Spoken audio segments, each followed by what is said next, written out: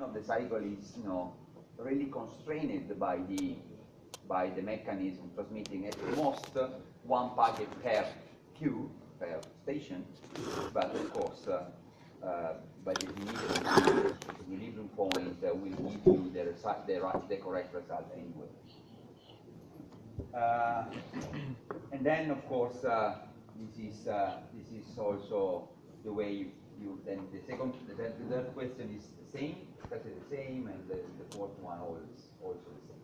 Here you see I have also added the second way of calculating the number of packets transmitted per cycle, and again here I'm using the same result. You can see here that the number of stations that we transmit is 10. The number of stations here is 10, and the average number of packets transmitted per cycle is 4. Okay? Which you may say, what is the probability that in a cycle a station is as a packet to be transmitted, at least a packet to be transmitted, right? Well, you see, of course, that in that case, if instead of asking the average number of packets transmitted per cycle, I ask the probability, you calculate it the same way, right? Is the probability? Is the probability that in a cycle a station has a packet to transmit? No. Just wanted you to repeat the question. Okay. I was thinking you were ready to answer. Anyone ready to answer? So if we have 4 packets, this is a special case, right? This is round robin, right? So since we have 4 packets transmitted per cycle, we have 4 stations that on average per cycle have a packet to transmit, right? Out of 10. So 4 divided by 10, that's the probability, right? Easy. Clear to everybody? So again, don't think only to the specific result, try to imagine also questions that can lead to the same result, right? Clear? Other questions?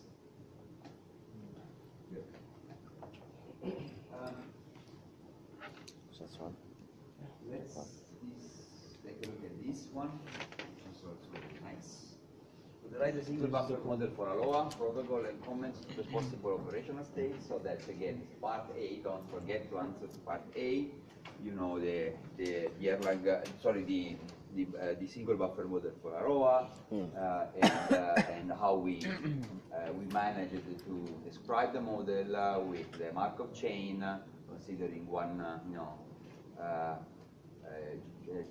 arbitrary state and calculating the transition probability between that state and the others, and also how you characterize the equilibrium, considering the line of the arrival rate and the line of the throughput, and calculating the cross points as equilibrium points for the system, right? Okay, then, and that's part A. Again, I will not repeat what I already said during the lectures. Now, for part B, we have a B and C. Okay, we have to characterize the equilibrium points. Okay, in this case, it's rather easy. Let's see. Okay, so we have m equal 50, alpha equal to 0.004, and beta equal to 0.03. Okay. And then we have to estimate the numerical values, okay, for this, the numerical value for the throughput, considering the value for the previous point, right? So one of the problems here is that the throughput curve is an exponential curve, right? Where we approximate it to e minus g. And calculating the equilibrium points in that case may not be easy. So the suggestion is that you need to approximate the nonlinear curve there with the power series. In this case, just the second order is sufficient for characterizing the curve. So let's see. So that was a suggestion included, right, in the exam. So I didn't ask you to, to find a way to solve the nonlinear equation. I just suggested you how to do that, right? Okay, and that's what you will get. Okay. So what was the tricky part here that created some, not much, but a little bit of confusion to some of your colleagues when I gave this question to the exam, right? So of course you have the throughput curve, which is G e to minus G, okay, we know. And then of course in order to solve the equation, you need to find a way to approximate that with something that is more easy to handle numerically. So in this case, it's the expander where you approximate it with a second order polynomial, and the result is this one. Okay? It's G minus G squared. Okay? Good. Now the problem is that, of course, this is what I drawn directly, right, using Excel or something, or MATLAB, I don't remember, right? Anyhow, so which means that during the exam you don't have, you only have the value of the curve here and the line. The line is, of course, this line, which is the arrival rate as a function of G, like in the model, right? Now, if you now write down the equation for calculating the crossing points between the line and the curve, of course you will find two solutions. One is here, and the other one is here. Okay? The point is understanding that this second solution is not valid because it does not approximate correctly the original curve. And how to do that? Let's see. Okay? How to do that, right? So, okay. If you calculate also the second solution to the second order equation, okay, you will see that the value of G will be between 0.9 and 1, right? 0.9 and 1, okay? And the throughput value will be lower than 0.1, right? So of course, that's not a right solution for the nonlinear equation, because we know that around 1 we have the maximum value, which is 0.36, right? So even if you don't have the graph in front of you, you can easily understand that the equilibrium point is only 1. The equilibrium point is only 1, and the second solution to the equation is not valid, right? That was the only difficult part of the exercise, right? So in that case, the equilibrium point is only 1, and then of course we know that if the equilibrium point is only 1, the throughput can be approximated with the y value of this point here, right? So 0.19 in this case. Okay, clear? Clear for everybody?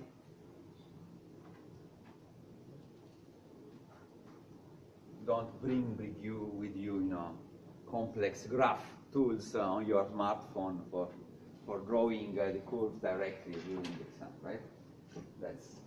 That is what we have to do, by manual calculation. Otherwise, you don't use your brain to understand which solutions are good and which are not good, right? Okay? Questions?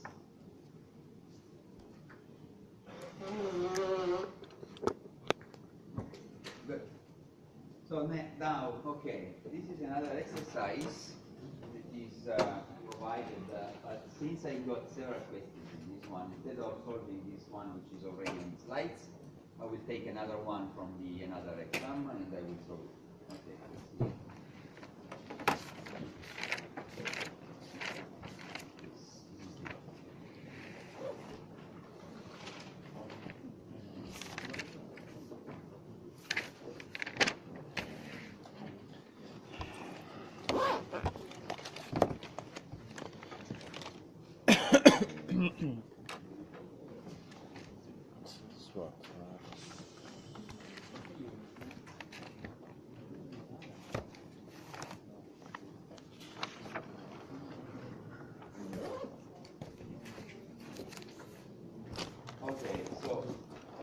again, like before, point A, we have to discuss the model, including, clarify, right?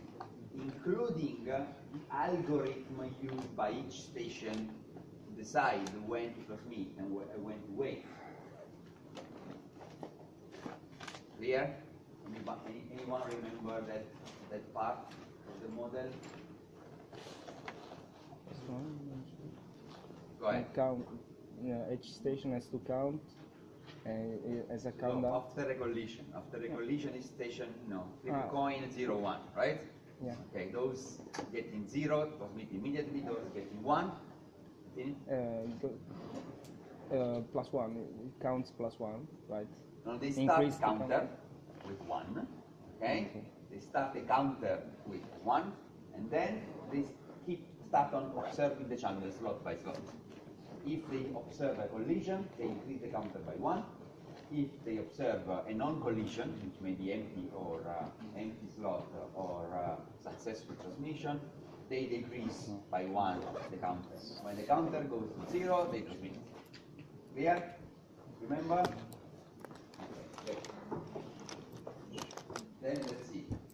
Okay, so in this case we have A, B, C, D, E, A, Like this. and H. Okay. Take time. Switch exercises and interesting.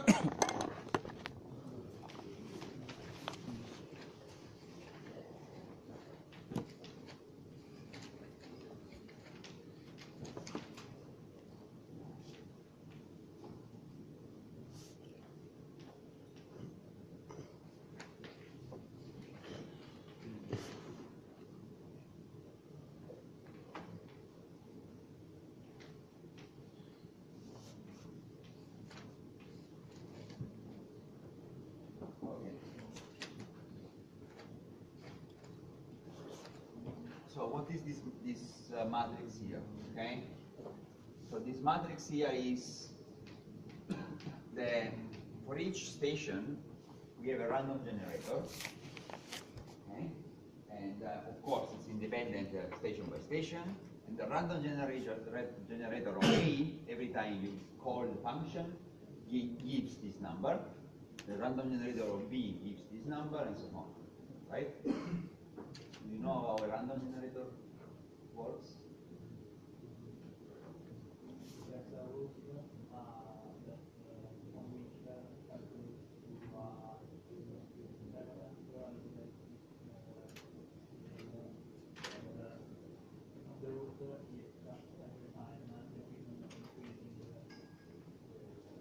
Yes, I mean, okay. Anyhow, it's a deterministic algorithm, right? So you have a seed, which is the key used for generating, for tracking the generation. Then you have some, of course, modular functions that are used with some linearity, which is used for generating the numbers. Of course, the specific functions used by the different generators are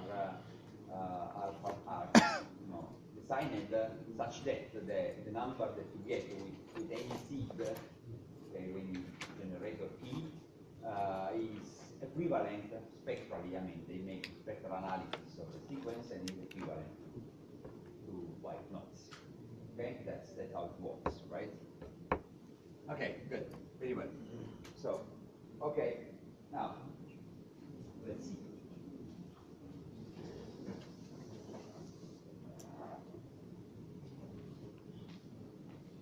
Okay, at the beginning, of course, everything starts with a big collision of everybody. 0. So we have A, B, C, D, E, F, and G, and H. Okay? 0 collision.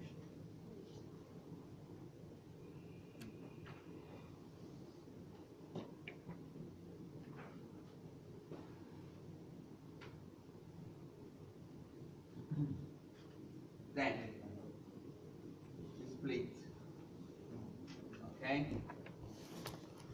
We split and we split according to the number generated, right? So we have B, E, G, and H. They get 0 as first number. So B,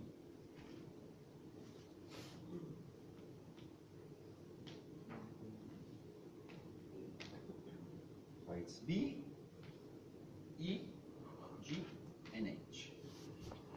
B, E, G, and H. Okay? And the others get 1.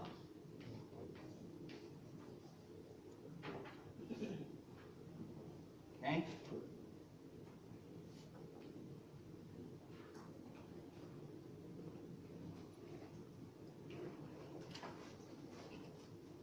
So the others wait, while this group here will continue with the split. Okay? So we split again. So now we look at only at these 4. Okay? So it's B, it's E, they both wait, B, E, G transmits, and H wait. Right? So 2, success. Okay? And this is G. Of course, then here we have B, E, and H. 3 collision.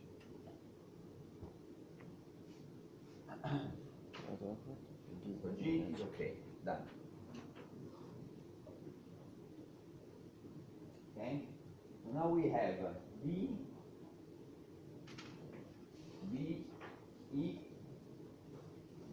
0, 0, and H. Okay?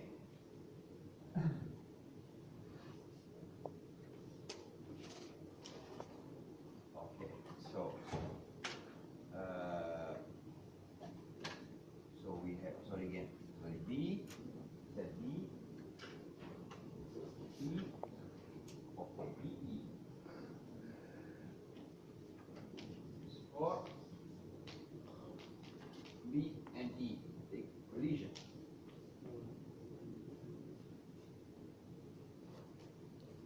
B and E, okay? B and E. Then 1 and 0, so we have E and then B. 5, success.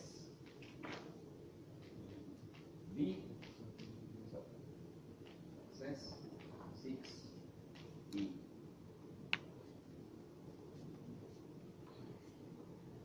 So B, okay, B is okay. Right? E and B. I'm sorry.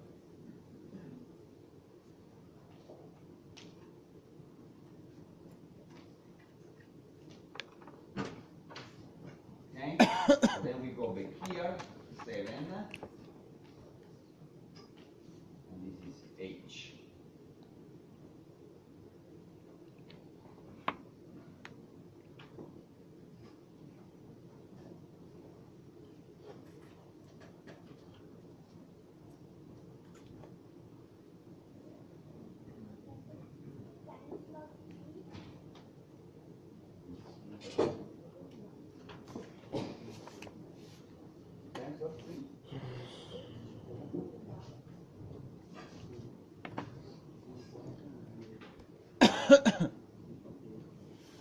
That's why it's waiting, yes.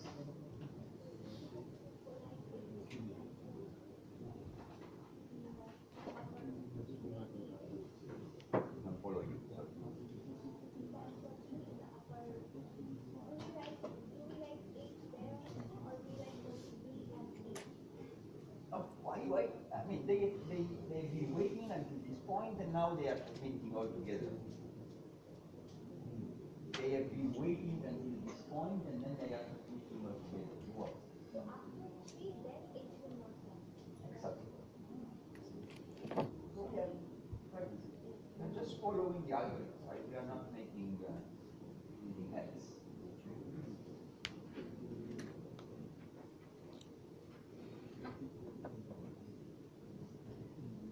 Okay.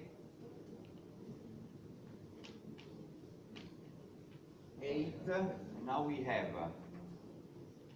all the others. A, C, D, F.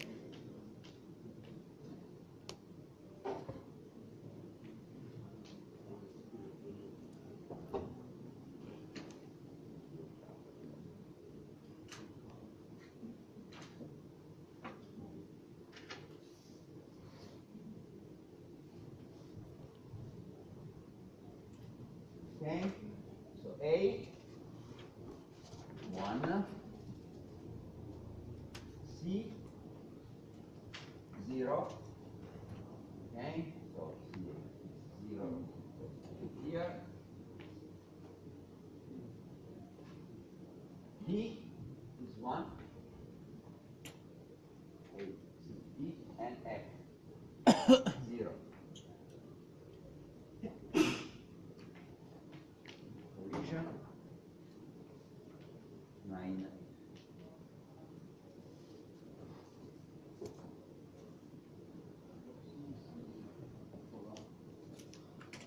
C is 0, so immediately. F is 0, the others are 1, right?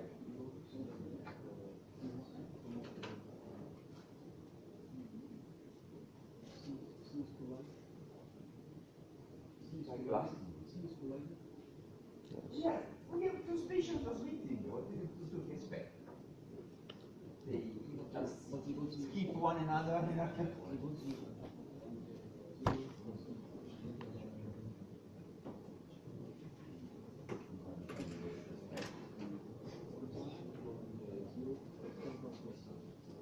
is what I'm doing, right?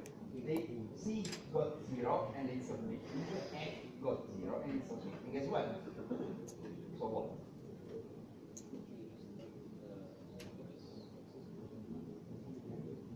If you have two stations transmitting, how can they have success? They have two. You have success only when there is only one, right? Clear? Clear to everybody? I mean, I don't. When I get this type of questions, I get scared, right?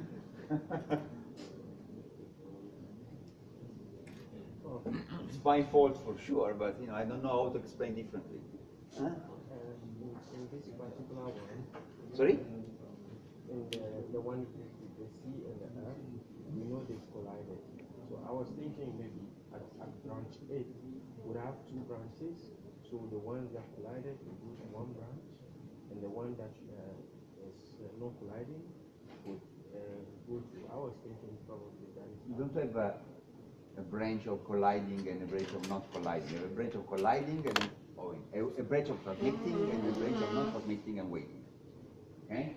C and D are on the branch of those transmitting. Since they are 2, not 1, they collide. Okay? Clear? Okay?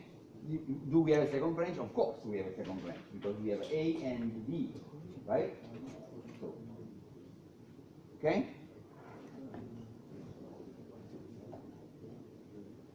So we will continue there, of course, right? So I didn't finish yet. Okay? Here, C and D. C and F. C and F. Okay? C, F. C, F. Okay? Here, 1 and 1. Okay? What will happen then?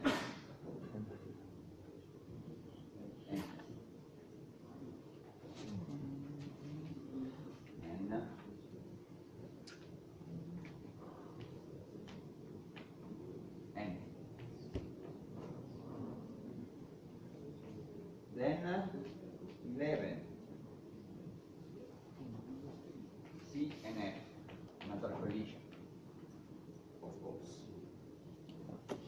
everything was what? Let's Success. try again.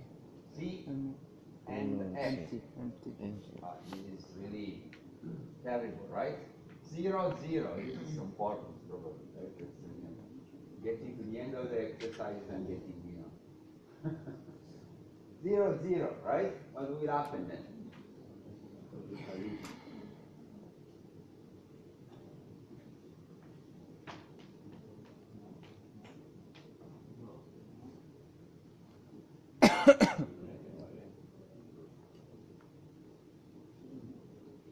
Okay, now, okay, 1, 1. I'm playing it. Okay?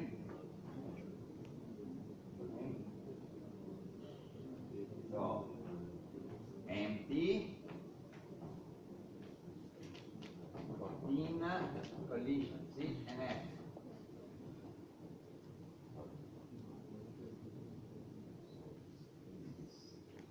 12, right? Then I have empty here, in, complete. Condition. C and F, 0, 0, okay, I can think a little bit too much, right? Was 0, 0, right? He is as if he's something. In, C, F,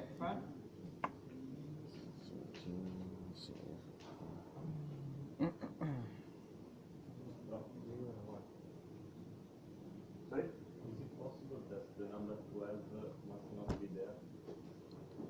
12, why? Because we have double 0 and then double 1 in the methods. Double 0? After the 10 that is the empty slot, Yes. we have one double 0 for So they transmit immediately, right? okay, and then one double 1. And then they wait one slot and then collide again. Okay, So which means that after this one, you have another collision because the no, counter okay, but goes to before 0. we don't have the number 12. We have empty collision again. I don't remember, but it follows exactly the sequence here. So I think it's correct. On the third column, That one. C and F, This one? we have double 1s. In one in C and 1 in F. Excellent. So we have collision. Number 9 we have. Which one? The 9th slot. Okay, good. Okay. Then we have double 0. Double 0. The 10.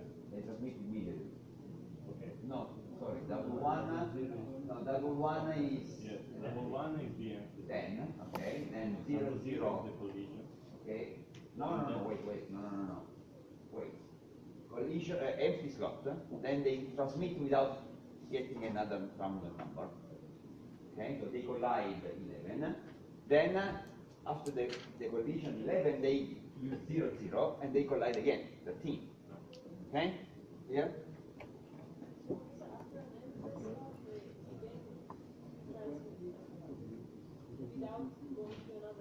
Yeah, I mean, the rule, I said to you, the rule is I set a counter, I set it to 1, right?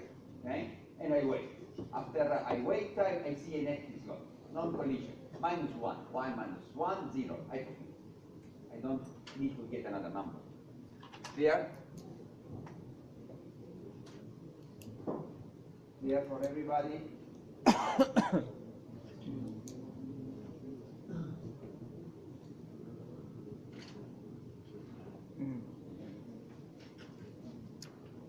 Finally, we have 1, 0, C and F.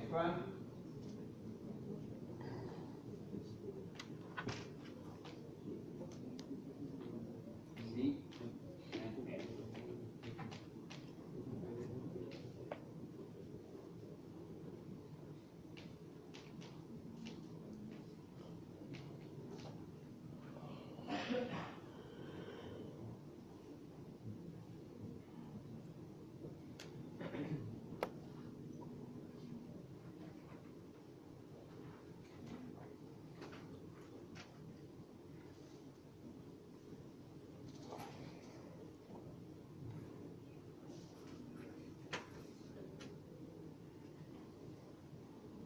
Okay?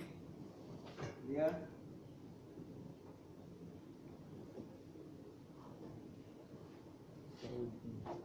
Then we have A and D, right? They are, where were they? Okay, here. Okay? So we go, go here, 18. Okay? 18, A and D. A and D. Okay? 0, 0.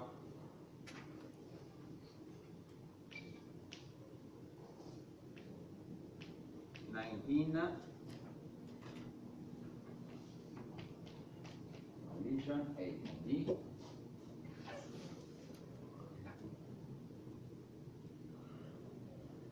And then 0, 1. A and D.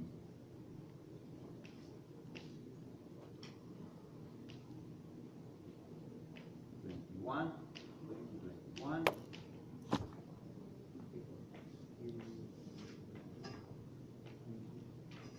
20, A, 21, D.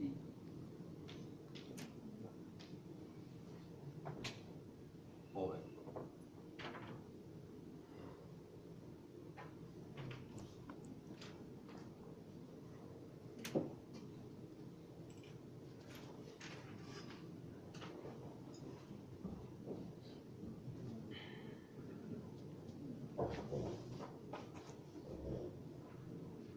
Here,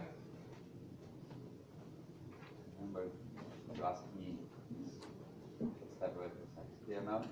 Okay, good. Good for everybody.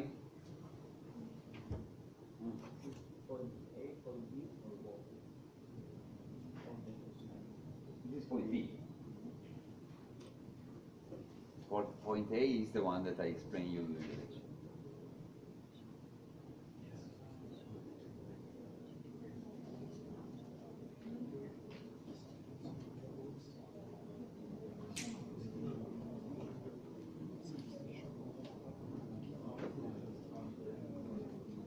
Yes, this is interesting. Okay, let's see, right? For example, let's see here what happens. Okay, because we have A. Let's take station A. Okay, station A. Okay, station A gets a 1. Okay, it will begin 1. Then start the count 1, 2, 1, 2, 3. Okay, 2, 1, 0. Okay, try with the others. For example, in this side here, right? You will see that probably, if you apply directly that one, some new empty slots will appear. Remember I said to you, right? And try. Okay? So this is the obvious way of applying the tree, but if you really apply, considering, these unnecessary collisions when you get 0, 0, you will see that unfortunately the problem is not only the collision, but you get also extra empty slots. Try. This solution is sufficient, right? If you go further, then it's better.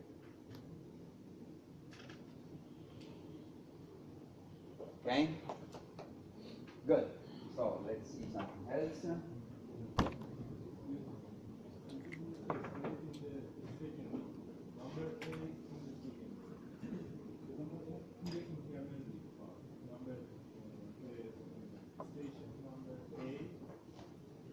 Oh yeah, that's the point. Try yourself.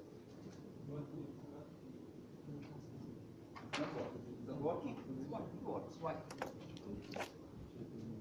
Okay, let's try. Okay, so 1. Okay, and 1. Okay, 1 here. Then 2. 1, 2, 3.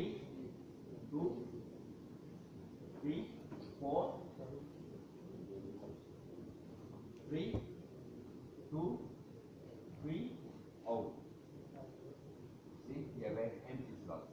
You wait. So because of these conditions here, in between here you have additional empty slots. So if you follow the rule exactly, and how many empty slots? 1 and 2. Sorry, we are already here. Yes, here. 1 and 2. So the branches that are not used are actually then translated into empty slots if you apply directly the rule of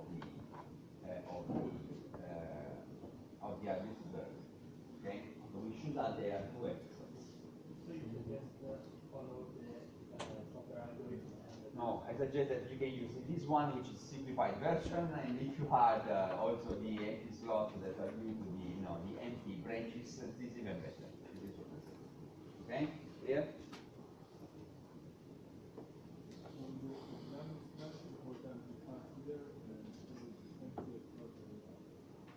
If you don't consider those empty slots, but the rest is fine, the solution is correct. If you include also the empty slot, this is even better. Okay? Okay? Clear? So the point is that's okay. Of course, I mean, this is the part that typically you don't like very much. I mean, this thing, but there is a very nice mathematical analysis of all these algorithms. There are some sophisticated algorithms of this type that are incredibly nice in the way they distribute the transmissions among collided stations. Anyhow, the reason why this binary tree is not the most efficient one is because of this kind of behavior. Also, okay, first thing, so you don't really take advantage of the branching when you have this kind of multiple collisions. Okay? Which means that you can do you can avoid wasting the slots because you recognize that they are collided again. Okay? There is a way to do that. First thing. Second thing is that you instead of branching in group of 2, you can branch in group of more, depending on how many stations you have. So if in parallel to the branching algorithm, you have an estimation of the number of stations, like we did for the Euler stabilization. So you estimate n, and you estimate and you run the algorithm. But you understand that somehow the best branching is something that will divide into n branches, right? So the estimation will be not perfectly correct, and then you have some randomness in the branching, but that's it, right? So there are more sophisticated branching algorithms that they go in this direction to have an estimation and a branching which may not be only between 2 groups, but more than one, more than 2. Okay? Very well. Now,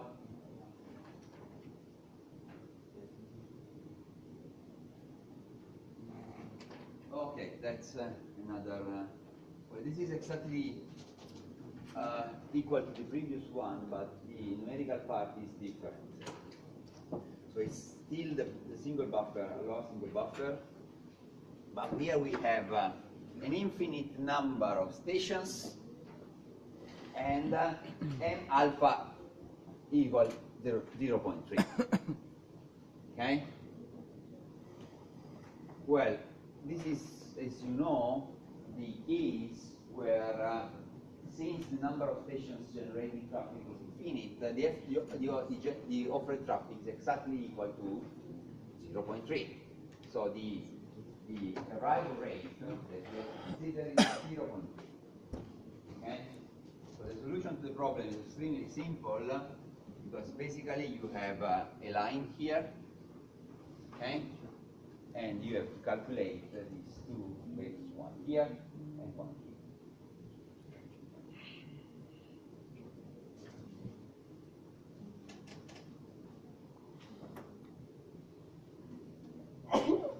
So m alpha equal 3 and m equal to infinite, that's the mean.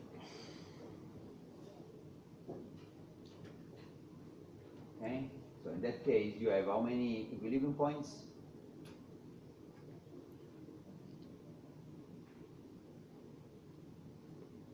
though two visible, three if you consider the invisible one on the infinite on the other, on the right, right? Okay, so you have one stable, one unstable, and unfortunately another one on the right, the infinite, which is stable again. Okay? What's the, yes? I'm sorry, just could you repeat how can you extend which is the right point? Because The right point? Okay. The arrival rate here is higher than the departure rate, so you move on the right because you are getting more traffic than you are than the traffic that is leaving the system, right? So you go on the right. Here you have more traffic leaving the system than arriving, so you move on the left. So that's why this is stable. Same reason why this is unstable, and the same reason why the one on the right is stable again. What's the average throughput in this system?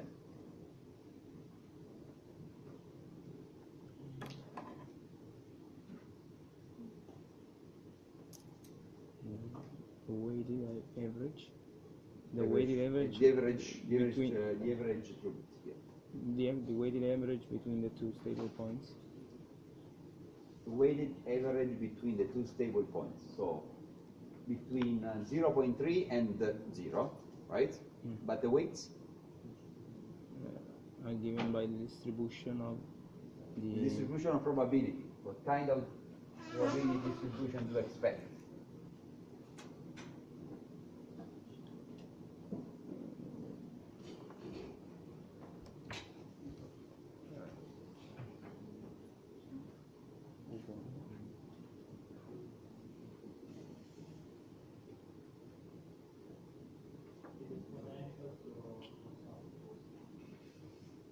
So how much probability to stay here, how much probability to stay on the right? Probably they are equal. Probably. Sorry? Probably they are the same. That's a good guess, but unfortunately it's wrong. The point is that when you reach this case here, the probability, when the distance between this point and the other equilibrium point increases, the probability to be on the right keep on growing. And when it's to infinite, the probability to be on the right to infinity is 1, and the probability to be here is 0. So unfortunately the weight is 0, 1, and the throughput is 0, right? To be even more accurate, the system is not stationary at all. Okay, the system is not stationary. Okay, how can it be non-stationary? We have an infinite number of stations, so it's possible. Okay, so the average throughput is 0, and the system is non-stationary.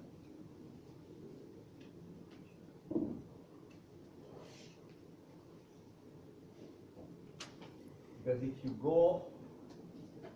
if your traffic goes above this point, okay, the system will never go back.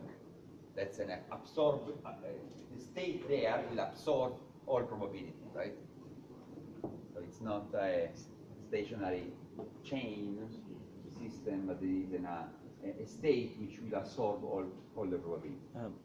Can we say that it's not stationary because the offer traffic is always more than the served traffic? The throughput is 0. No, because the system is more complex, right? You have this changing departure rate. So I mean, it's not just like a queue; it's more complex than a queue. So even if we say that the average throughput is 0, and the offer traffic is in average more than 0, the system can be stationary. I mean, say again. For me, we can say that it's not stationary because the average throughput is 0, and the offer traffic is always in average more than 0. So yes, but there are some working conditions in which this is not true, right? So it's not so obvious. Okay. If you stay on the right, that's true. Okay, sure, and that's why. I mean, you are getting more traffic than you can transmit, and of course the system will explode, right?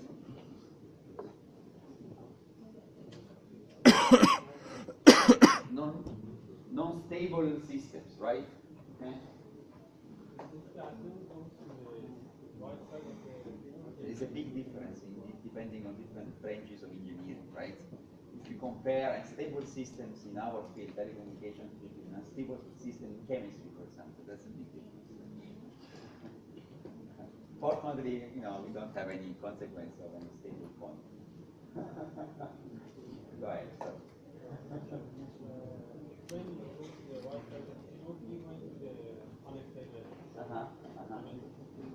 What if we start from the left side to the office there?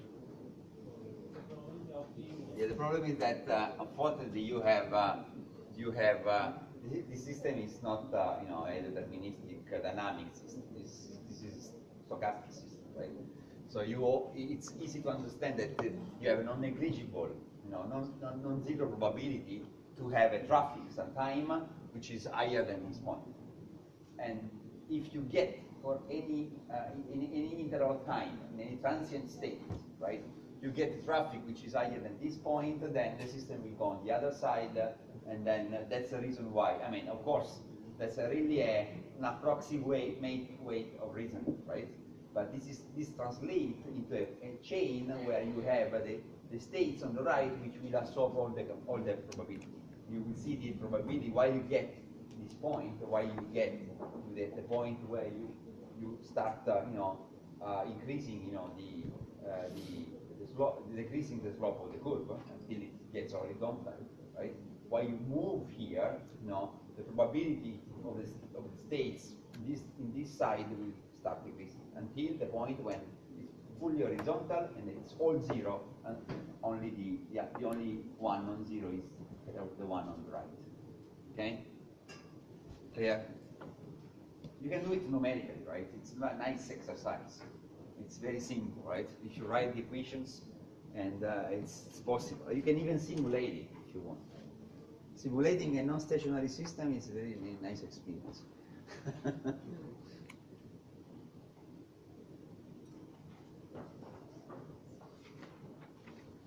Okay, good. So, okay, that's another. Okay, that's another simple thing. We have the.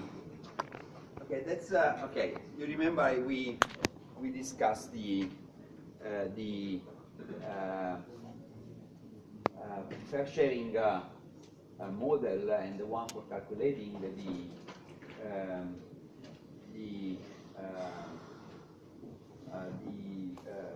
rate that we may experience in a system where we have a proportional fair approach to scheduling, right? And we discussed that for centralized scheduling. However, I also said to you that that model is more general. It can be derived in a way which is rather straightforward for the centralized approach, but it can work pretty well with any system where you can assume that the multiple access scheme will provide equal opportunities in time for stations to transmit. So if stations have equal opportunities in time for transmitting, then they will use the channel according to their average rate, depending on channel conditions, which is another way of saying that the system is proportional fair among the stations. Okay? So Wi-Fi is one of these systems because we know that with the mechanism of backoff and waiting time, if we don't have priorities, of course, all the stations have the same probability to transmit.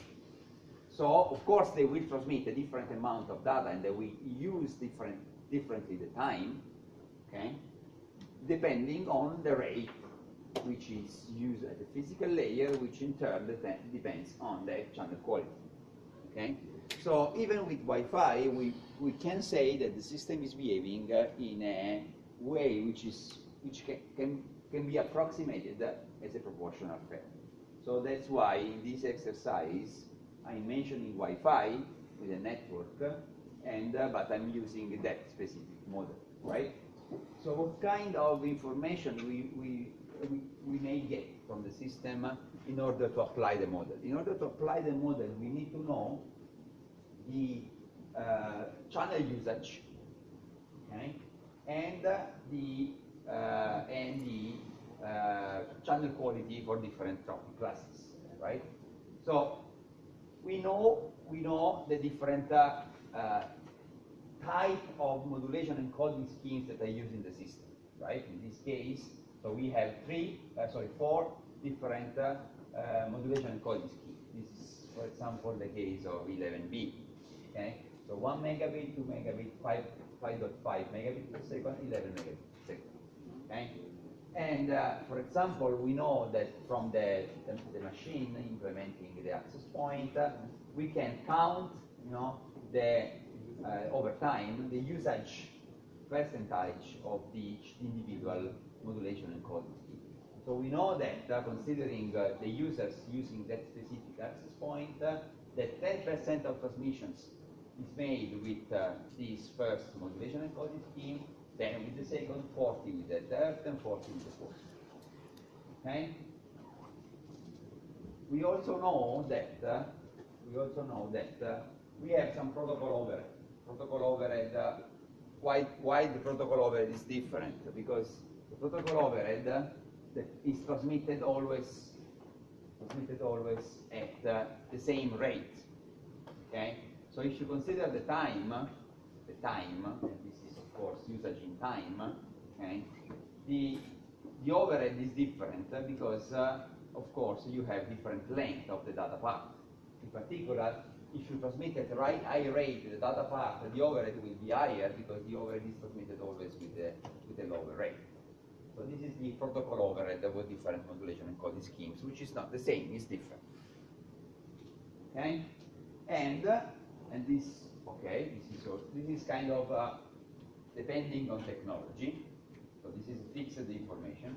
This is something that you take in real time from the statistical counters of the machine, and this is also the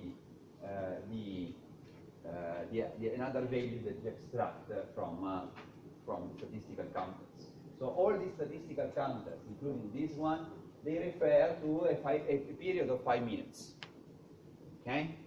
So given these values, you have to calculate the average time necessary for a user that is experiencing a good channel quality, 11 megabits per second, for transferring a file with 33 megabytes. So how long does it take to do that? Okay, that's how to use the model. So okay, of course, this is a direct application of the model. We need, however, to make some calculations first of all to understand how this can be mapped to the formula, right? So the formula is known, right? So the formula is that the time it takes for transferring x bits over a channel with quality Ci is given by this value. Okay? So we know x, we know Ci, we have just to calculate rho. Okay?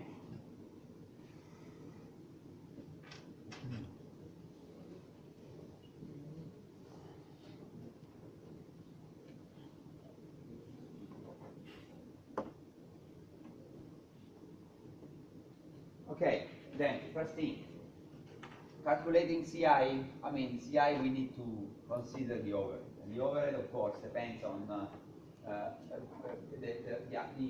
net rate, the net capacity that we have to use depends on the overhead. So, of course, that we calculate in megabits per second, this value is considering the overhead, obviously.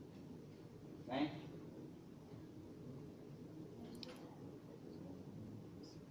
Sorry?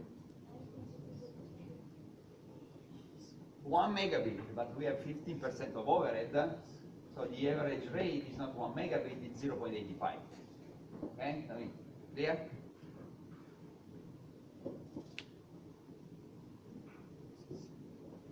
So then, we have these capacities, and we have the usage rate. So we can calculate the average capacity, just considering the weighted sum. Right? These numbers weighted by these ones, and the first one usage, and you get the average capacities. Clear? This is the average capacity given the usage. So know that the average capacity of the system in this case depends on the usage of the different modulation and coding schemes, right? So this is a Wi-Fi system at 11 megabits per second, but in this specific scenario, the average capacity is not 11 megabits per second, it's much less. Okay? Okay, and then of course we have the information. We can calculate rho because we can calculate the amount of traffic that has been transmitted, right? So lambda mx is the number of is exactly the value that we get from the counter. So it's 83 bytes. Yes, megabytes. Sorry, transmitted over bytes, transmitted over 5 minutes. So if we translate it in seconds, we calculate the rate. Okay, so the average arrival rate is 2.213 megabits per second. So 83 megabyte in 5 minutes is this rate. Okay? So if we just make the ratio between the average capacity and the arrival traffic, we get the rho. Okay? So now we have everything. Okay? So we can directly apply the formula. Okay? So we have X, which is the file size. We have CI, which is the net capacity for that specific modulation and coding scheme, and we have rho. So we replace the numerical values and we get the time, 80 seconds. Okay?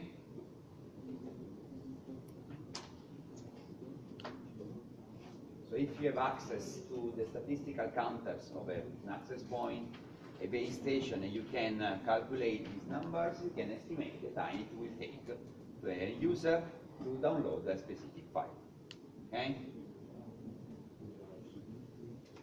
Without using any speed test.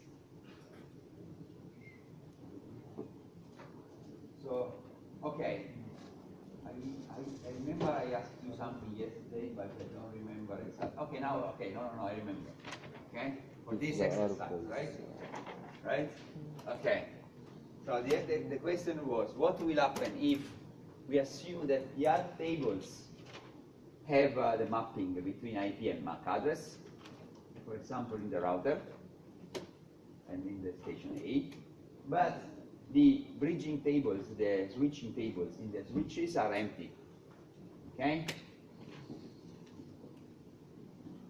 Anyone didn't think of this problem overnight?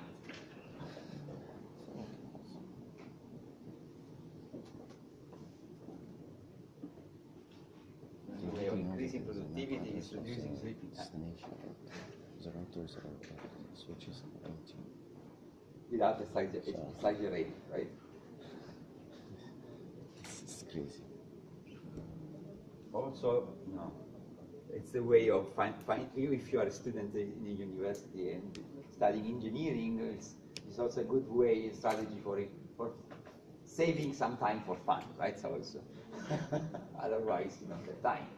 Suppose not to have time because you're busy with study, right? Okay, then, so we have a packet in our destination IP A.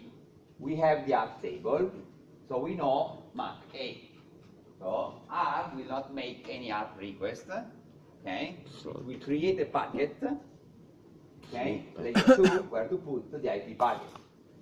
The IP packet has source address IPv, external to the network, destination address IP A, right? And the layer 2 packet that R is creating has source address Mac R. MAC R Mac and A. destination address Mac A. MAC A. Okay? Good. This packet is transmitted over the interface of the router, the only one that we have in the picture. Okay? And it is received on interface A by switch 1. Okay? Good. So what will switch 1 will do? Flooding. Flood the message. Selective flooding. I mean, just Sorry, say again? I don't really know the English word for it, but maybe it could be selective flooding. Selective. What does it mean selective Mm, in this case? S1 flows the packet, sends the packet to each interface, but not Yes, exactly. So it will flood the packet anyway, even if it is not a broadcast packet, simply because Doesn't have there any. is no entry for MAC A into the table, right? Okay, good. So, okay, good. So this packet is received by S2, S4, and S5, and they will do exactly the same because they also don't have any entry for this, right? Okay, clear? Clear for everybody? Okay. While forwarding the packet, flooding the packet, all the switches will add an entry to the table. Which entry? For example, S2. MAC R port B. Okay? Clear? Good. Good. So then we arrive to, okay, all the others, including S4.